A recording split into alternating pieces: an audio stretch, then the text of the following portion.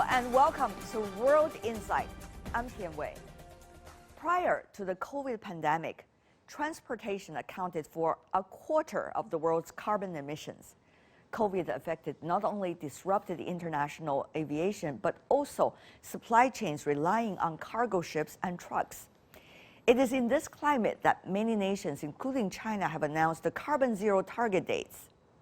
Transportation can be part of the solution and not the problem. Many have believed so far. Already, China is helping other developing countries in fields such as renewable technology and high-speed rail. Meanwhile, China has already pledged not to build any new coal power plants in other parts of the world. On that, we speak to Zhenmin, UN Under-Secretary General for Economic and Social Affairs, to find out more.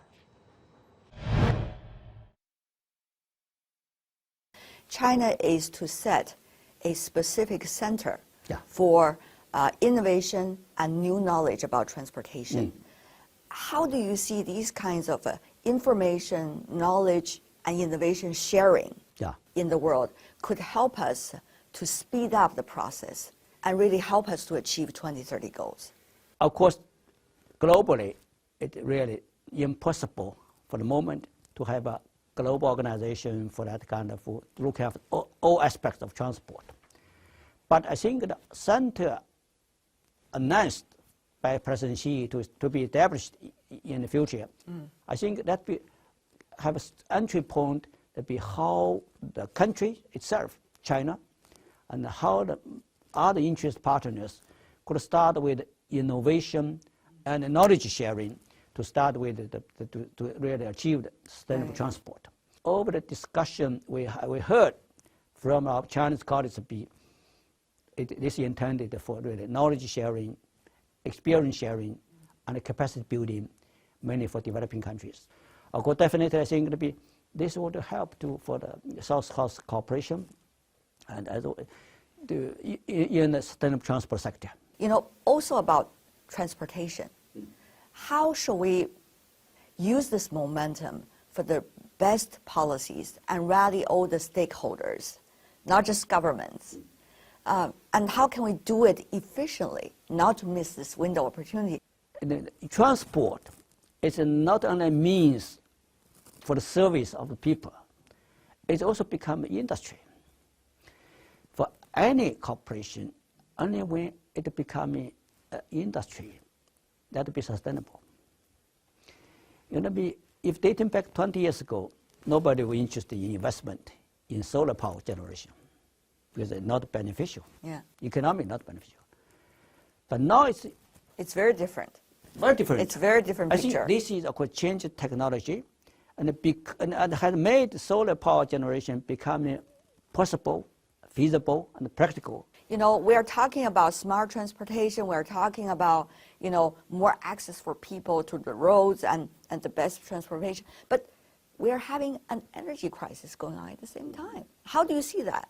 Actually, part of the crisis, the current energy crisis, is due to the transport. But essentially, it's an energy strategy and energy program of each of the countries. That's why I think we want to promote the member states and the countries to understand energy, sustainable energy, is not the issue just for one country or another. There need enhancement of cooperation. Like I think OPEC, they're controlling the production of the oil, petroleum. They're just focusing on petroleum.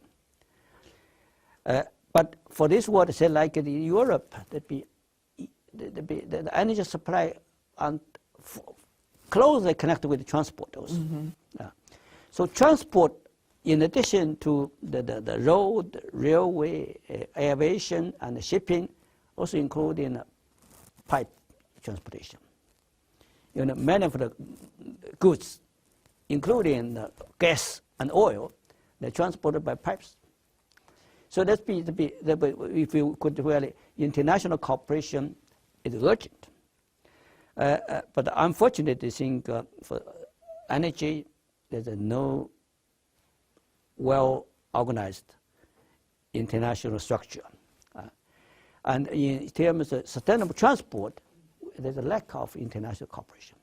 That's why I think our sustainable transport, I say time and again, we use this second sustainable transport conference to advance and promote the concept and the vision for sustainable transport, but we are also appealing for member states for enhance their cooperation.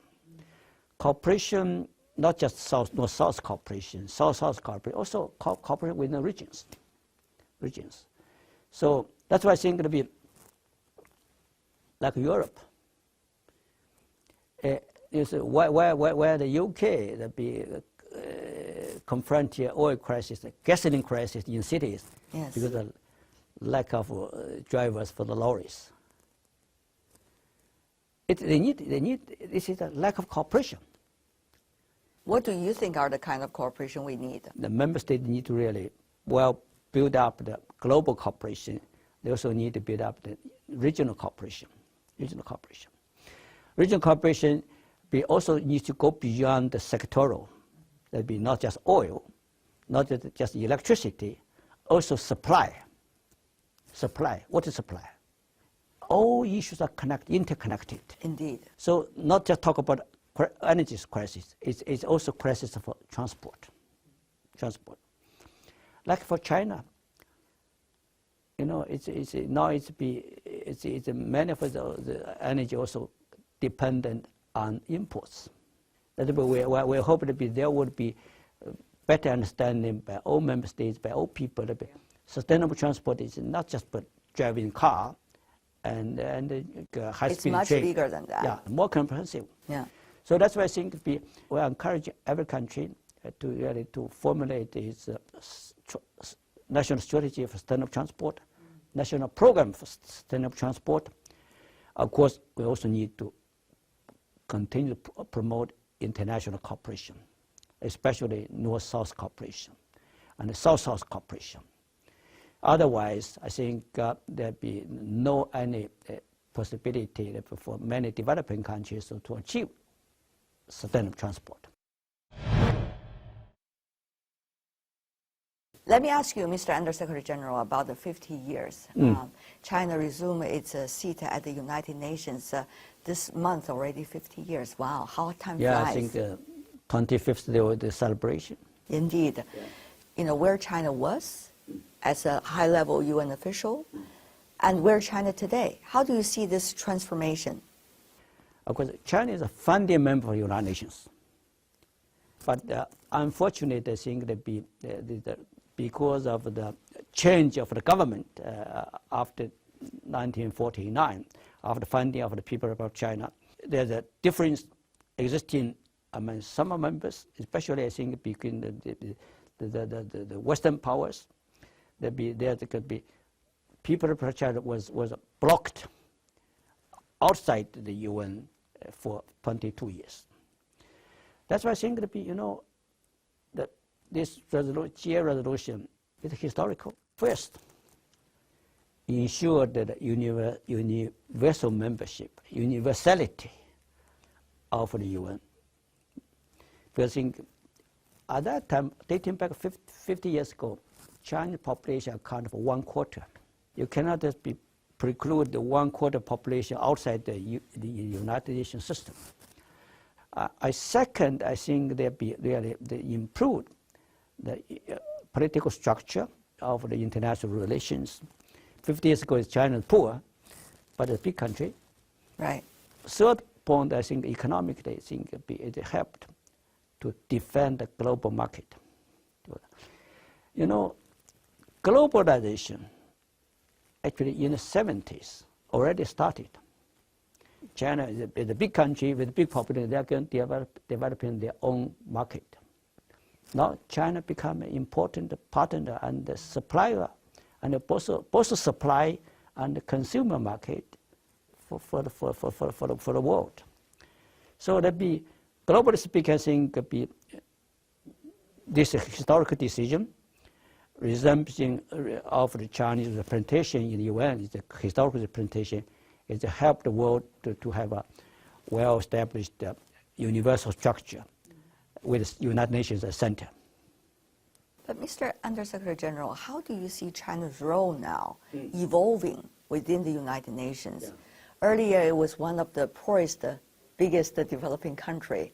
Now its economy has taken shape and also has been contributing more financially to the UN system, and it wants to be a responsible stakeholder of the world and certainly a regional power.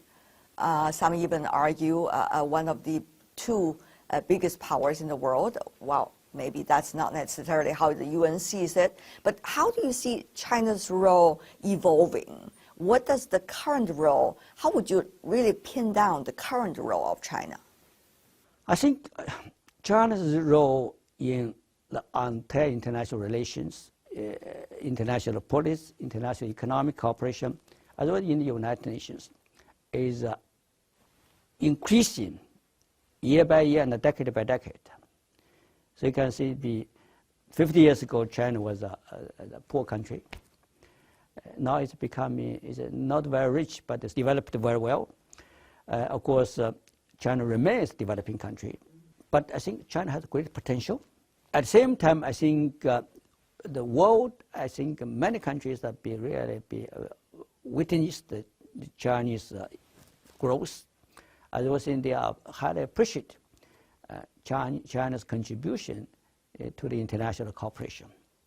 Definitely, I think China's contribution to UN is increasing in terms of, in addition to the Security Council, the cooperation, but also peacekeeping. China becoming one of the largest, both the chip contributing, otherwise they give the financing support. Of course, I think the most important, China also become an important supporter for the economic cooperation, otherwise financial support, as well as humanitarian support.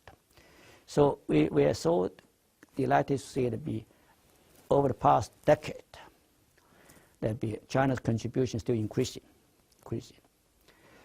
So I think for many UN members, they will highly appreciate that China is increasing its contribution to the UN.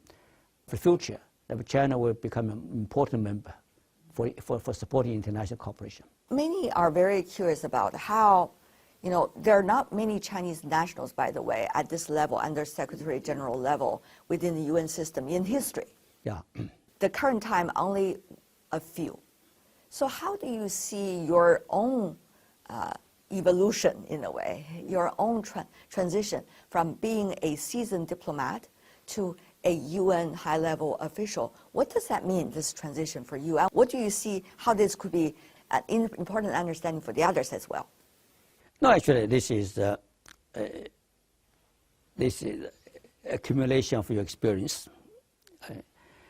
Of course, also the reinforcement of your knowledge. You don't remember that in my career, I devoted almost all my service to the multilateral. That's true. Multilateral, yeah. That's true. Before my joining UN, I served four times abroad. Twice in New York, twice in Geneva. So this helped me to understand the United Nations, know United Nations. And the second is in my career, even when I was very young, I started to participate in many of the multilateral negotiations. Third, I think that shaped who you are, huh? In a way. Yeah. I think, but in addition to this experience, do not refuse to learn any new knowledge. For the time being, you'll say, okay, this is not good for my career. But one day, you will say, okay, useful. It's a great advice. Really appreciate that, Mr. Undersecretary General, for your takes and also your insights.